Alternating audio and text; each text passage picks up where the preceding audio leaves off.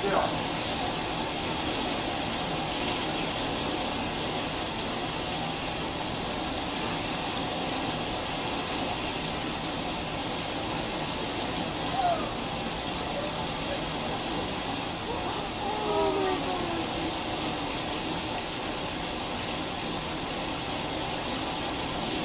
Dog survived, I checked on that. Extremely powerful things. In fact, the president of Brazil said they not only they had severe droughts, recently they've had these incredible rainfalls. It's important to realize, because some people say to me, well, you know, so the temperature's gone up a degree, that's not a big deal. Well, that's the overall temperature. That's like your body temperature, if you will. That doesn't mean there's fluctuations in temperatures all the time, just like the weather. Today it's cold, right? Yesterday it was cold, a couple days ago it was warm. It'll go up and down, but the average temperature keeps going down this time of year, right? Even if it gets warm.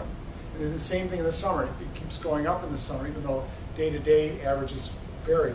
So really, when you think about the weather, you can think about rolling dice, and there's sort of the most average number you would roll with a dice would be number 7, right?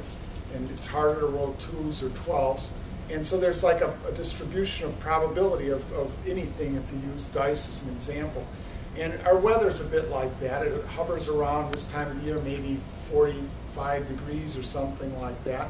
But it'll vary either side of that. The same thing goes for climate. But also realize climate is not weather. Climate is the average weather in a place over a long period of time. Okay? So that would be like if you said November in Chicago is generally in the 40s and there's about 2 inches of rain or precipitation per month. Okay?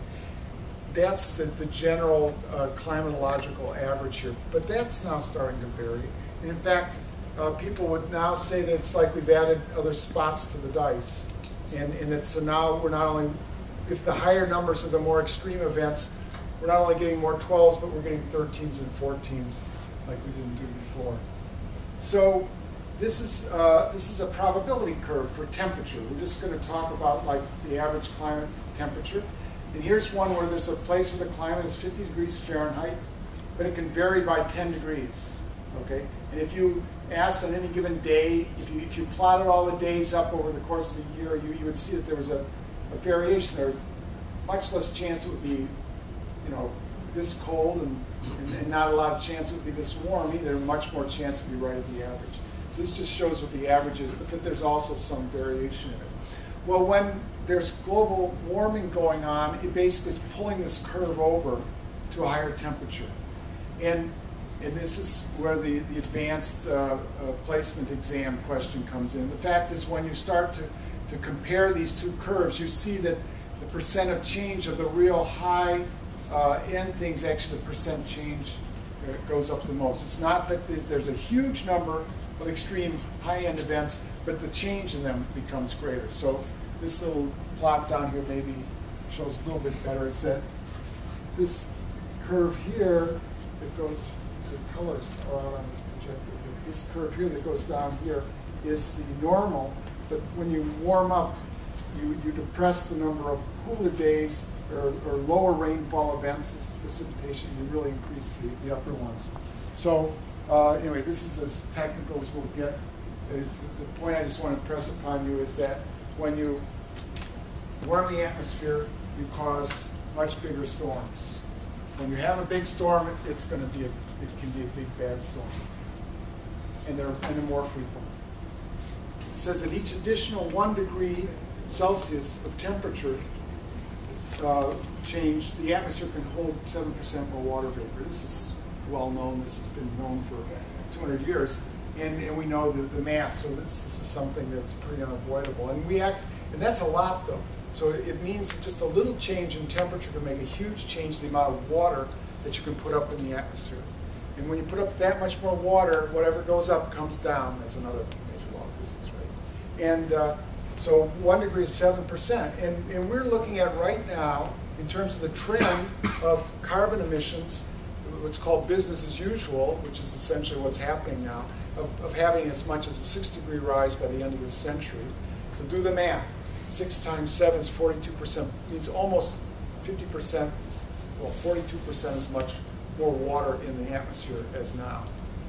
When you have more fires and you burn cropland, or you stress cropland, or you stress the crops and so they can't grow, then you cause food prices to go up. And you know, for us, I mean, you're students and you don't have 2 extra nickels, right? I mean, most of the time it costs a lot of money to go to Columbia, right? But nevertheless, we live middle class, Midwestern lives, basically. For the poor people on the planet, most of their money goes to buying food, right? So the food prices go up for someone living in sub-Saharan Africa. That's a huge issue. This is all well understood, that the fires correlate with temperature very directly. So this is a record of the average temperature for a year in the western United States versus the fires. You know, it depends also on the way the lands are used and this, that, and the other thing. But there's some pretty clear connections. When the temperature gets really hot, the number of fires goes up quite a bit. So we're going to expect to see more. In the West, just in the last 30 years, the wildfire season, or the firefighting season, has gone up by 78 days. So that's almost 3 months. This talk, you're adults, right? So I sometimes get asked to do it for kids. I say, well, wait, you know, this is a real Old Testament type talk. The droughts are going to get much more intense because if we've already got another 0.7 of a degree is going to happen in global warming no matter what we do. And if we don't ramp the carbon down, it's going to get even much worse. And so when they take the projections, when they project the rate at which we're using carbon now out into the future, this is the way the projections look. So let's, again, reference ourselves to the current decade, or approximately decade, 2000, 2009. These are the average drought potential conditions, and of course here in the U.S. mostly in the West, but Spain, Northern Africa, parts of Turkey, Greece, which has had some pretty bad fires. So this is where the drought potential has been highest in the past. Again, it's to help read the graph, and it goes towards the pink to the white is even worse. What we can do is we can look at how fast the temperatures are changing, going out of balance, and we can go into the future and predict what the drought potential is like in the future. So this next few slides are going to take us each 30 years. It's like another generation of people out. So if we go to 2030 to 2039, this is what it looks like. And again, look at the change. So the areas that are drought potential is just much bigger in the U.S., but much more intense here all around the Mediterranean especially. We go another generation out to 2060, and your grandchildren are alive or something like that. You know, this Spain is really bad news.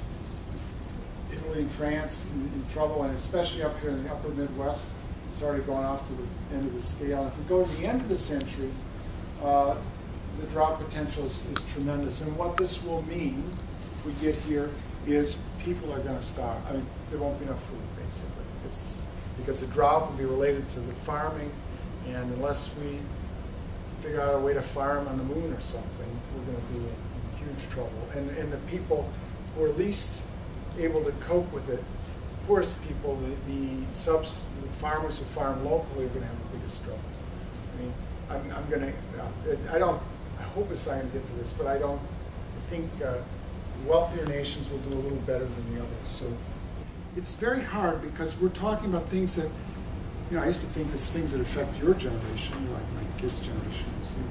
But it's really your kids and your grandkids and 5 other generations out that are, people just aren't wired to deal with that. And the political system is wired to deal with 2 years out and maybe 4 years out. And so it's hard for them, our society, to make decisions and actions. I think it will happen. I think we'll just have to evolve into being able to do that. That's all. The Dutch have a saying of make no regrets.